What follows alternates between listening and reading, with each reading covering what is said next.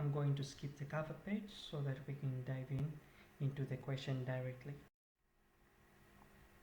And the third question says, Figure 3.0 summarizes the development process during sexual reproduction in human beings. So as we can see, that is the development process of reproduction, of sexual reproduction in human beings, as figure 3.0. A. Roman numeral 1.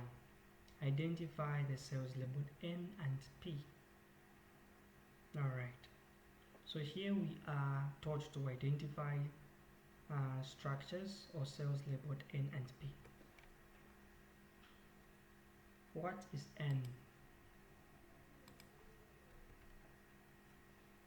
As we can see, here's how the trend is actually going. N and this one, it looks like a sperm cell, are going to mate to produce P. As they mate to produce P is going to divide to produce Ara, and as it divides to produce Ara, it is going to go further division to produce S. So here's how it is. N and this one are going to mate. So in short, they are going to carry out the process of fertilization.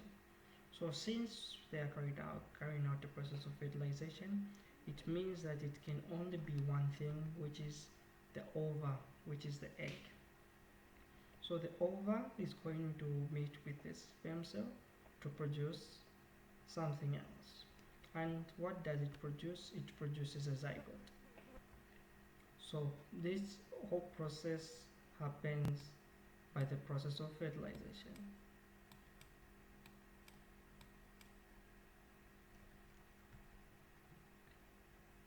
Name processes 1 and 2.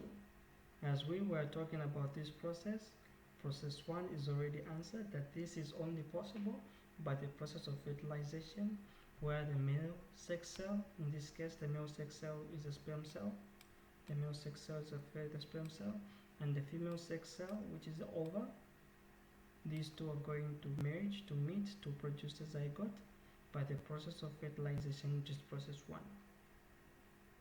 And as it forms the zygote, the zygote is now going to divide into two other different cells coming from the zygote, and process 2 is known as mitosis.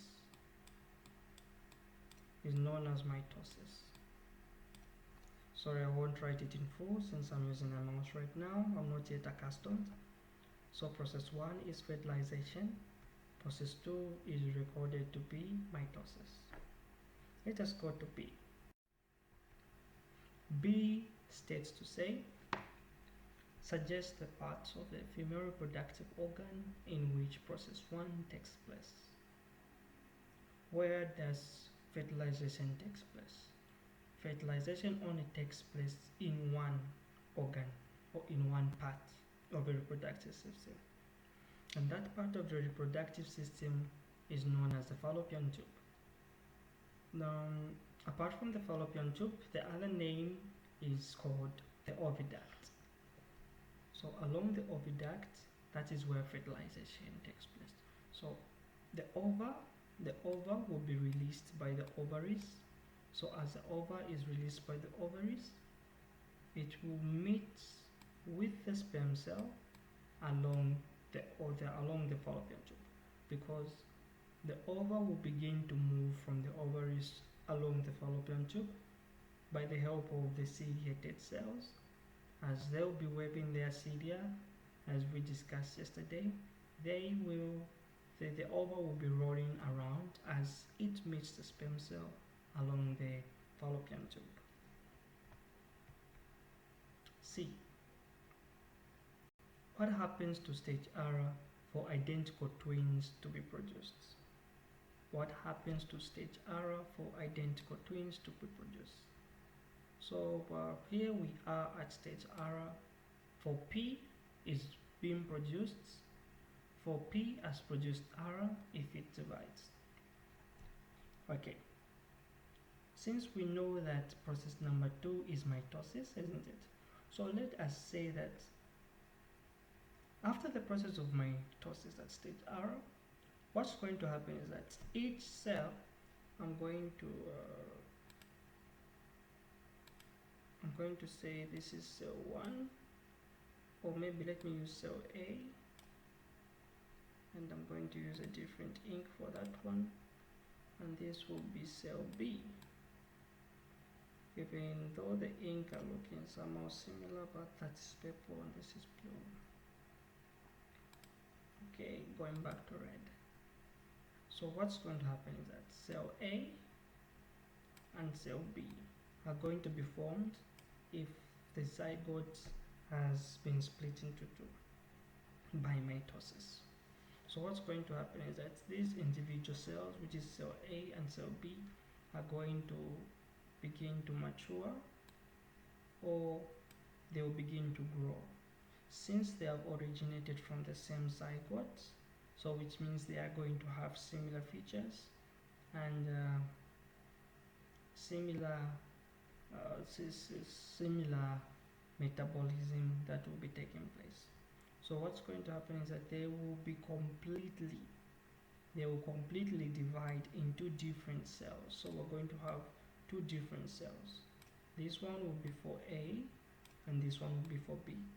So which means these cells are not going to merge in any way, but they'll be separate. So since they'll be separate and they're going to grow and they mature, and as they grow and mature, they are going to become identical, and therefore this results to what we call the identical twins. I'm sure we still have one last question to go. Describe two situations which can result if infertility. In infertility, let me read that question once more. Describe two situations which can result in infertility and cause process 1 not to take place. Okay, the two situations that I can tell you is that the first one is if the fallopian tubes are blocked, and fallopian tubes can be blocked by mucus, or maybe there is another way, but the simplest form in which fallopian tubes are blocked is by mucus. So what's going to happen here is that if the fallopian tubes are blocked, it means that fertilization is not going to take place, as we know that process number 1 is fertilization. So the blocked, let's say this is a fallopian tube, that is a fallopian tube, and we have the ova there, and the fallopian tube is blocked by mucus, and since it is blocked by mucus, we also have a sperm cell moving in that direction. So what's going to happen is that this sperm cell, which is here, will be going towards the ova, but since it is blocked by mucus, it will not reach the ova, therefore preventing fertilization from occurring. The other one is maybe by poor production of sperms, and sperms are only produced by one entity or one organ or one part, which is the testis. The testis, okay, I cannot spell that one correctly using my mouse there. I cannot write it well, but let me say that if the testis does not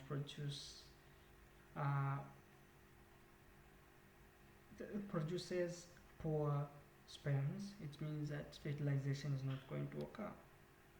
Or in other words, we can say low sperm count. So if the sperms are not strong enough to actually fertilize an ova, it means that fertilization is not going to be strong enough, and it will not occur.